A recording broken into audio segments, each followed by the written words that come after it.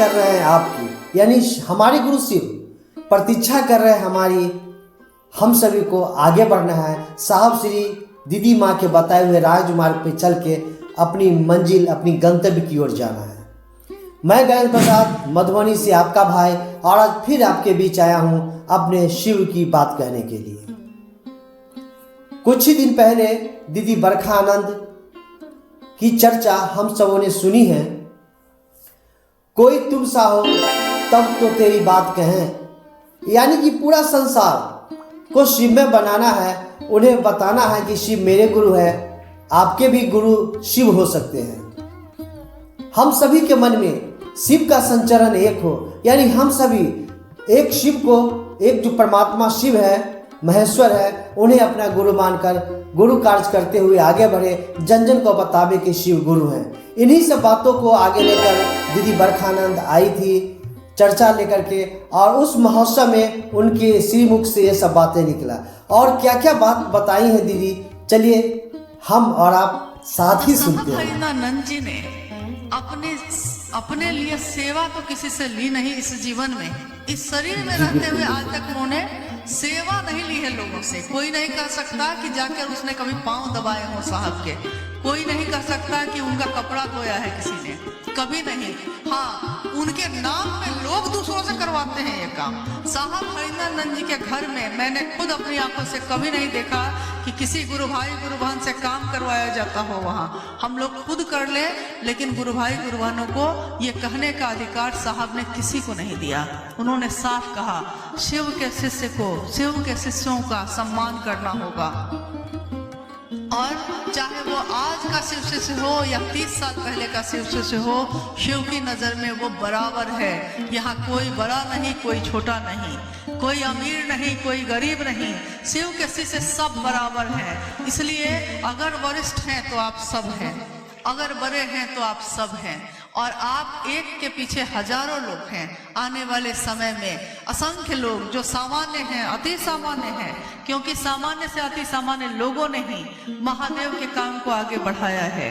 जो सामान्य है मतलब जो अति सामान्य है, इसका अर्थ जो अति सामान्य, जिनको सोचना पड़ता है कि अगले दिन हम क्या खाएंगे, पैसा नहीं है, पैदल चलकर, साइकिल से चलकर, मीलों मील जाकर महादेव की बात पहुंचाते हैं और लौट जाते हैं। लोग कहते हैं कि खा लीजिए भैया, भूख लगी है, लेकिन संकोच में पड़ जाते हैं, कैसे खाएं, लौट जाते हैं उसी तरह।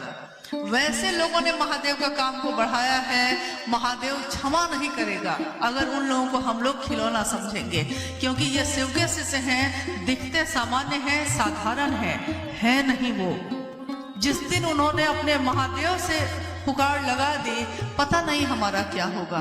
अभी भी सावधान होने की बेला है, कुछ भी बिगड़ा नहीं है। आइए हम सब एक विचार से चलें, जो साहब ने हमेशा कहा कि याद कीजिए कितने श्लोक, कितनी पंक्ति हम पढ़ते हैं, हमारी सभा एक हो। सभा एक मतलब एक सभा में बैठे हम सभी शिव के शिष्य, हमारे दिलों में जो भाव पलते हों वो एक हो, हमारे मन में जो शिव का संचरण हो रहा है वो एक हो। यानी हम सब एक दूसरे को प्रेम पूर्ण ढंग से देखें, एक दूसरे का हाथ थामें, सहयोग करें, शासन ना करें, सहयोग करें। और मुझको विश्वास है कि आज का ये शिव गुरु महोत्सव शिव की स्थापना के लिए, जो कि नवादा जिला साहब के दिल के करीब रहा है, लेकिन नवादा जिला में लाखों शिव के शिष्य रहते हैं, तो जब जिला रहा है तो वो लाखों शिव शिष्य भी रहे हैं। अपने साहब दीदी का ध्यान कीजिए, अपनी यात्रा पे ध्यान दीजिए और आगे बढ़िए। शिव प्रतीक्षा कर रहे हैं और हम लोग किन किन के पीछे घूम रहे हैं। अरे हमारे शिव प्रतीक्षा कर रहे हैं आपकी, तो महादेव को, अपने मन को उस महादेव तक ले जाइए। कहते हैं ना, जो साहब ने हमेशा कहा कि अरे भाई चमचाई ही करना है, तो सबसे जो ऊपर बैठा है उसकी करो, चमचा ही बनना है।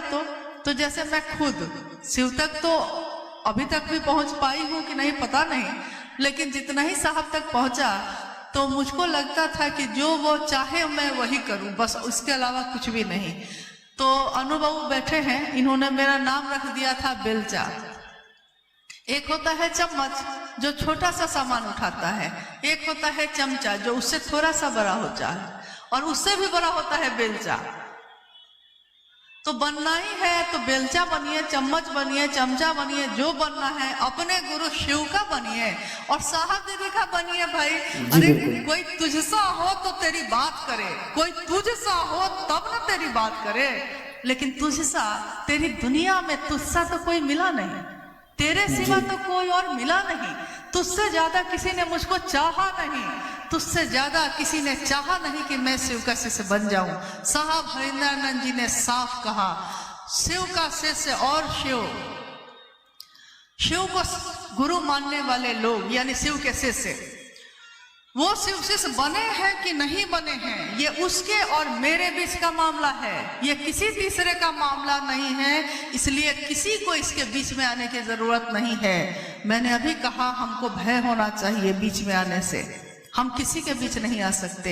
जैसे मेरे और साहब के बीच का रिश्ता मेरा उनका है, आपका और आपके साहब के बीच का मामला भी आपका उनका है।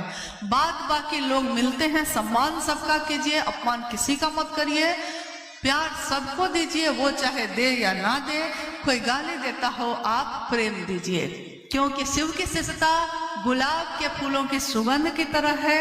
कांटों पे चढ़ के वो गुलाब खिला जरूर है, कांटों को दुनिया नहीं देखती, दुनिया गुलाब को देखती है, शिव की शिष्यता को देखती है। शिव की शिष्यता के फूलों में सुगंध है, सुवासित है, और ऐसी सुगंध है जो दुनिया को भी सुवासित करती है।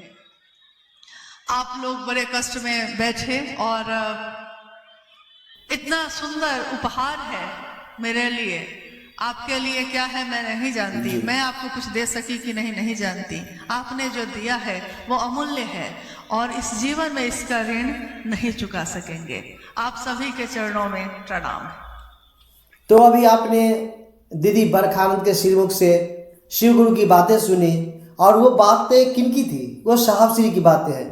और हम सभी जो कोई भी बोलते हैं वो साहब श्री की बात बोलते हैं, और उद्देश्य एक ही होता है कि देवों के देव महादेव शिव हमारे गुरु हो जाए। बीच बीच में कुछ ऐसे लोग जो स्वयं को प्रतिष्ठित होना चाहते हैं, अपने मन से कुछ ऐसी बातें कर देते हैं जो व्यवधान उत्पन्न हो जाता है, लेकिन क्या कीजिएगा, जब इतने बड़े उद्देश्य लेकर हम सभी आगे बढ़े हैं तो छोटी मोटी परेशानी तो आती ही रहेगी। बस इस सब को हमको ध्यान नहीं रखना है, बस एक लक्ष्य कि शिव हमारे गुरु हो जाए और जन जन के गुरु शिव हो जाए। जो साहब श्री का सपना था उस सपना को अपना बनाकर साहब श्री के बताए हुए राजमार्ग पे आगे बढ़ना है। तो इसी के साथ आज की इस वीडियो को यही विराम दी जाती है। फिर मिलते हैं किसी अन्य दिन अन्य वीडियो को लेकर। यदि आप अभी तक सब्सक्राइब नहीं किए हैं मेरे चैनल को सब्सक्राइब कर लिए हैं तो कोई बात नहीं, कमेंट में अपना विचार लिखिए और इस वीडियो को अन्य भाई बहनों के पास भी शेयर करें। प्रणाम, नमस्कार, वंदे मातरम।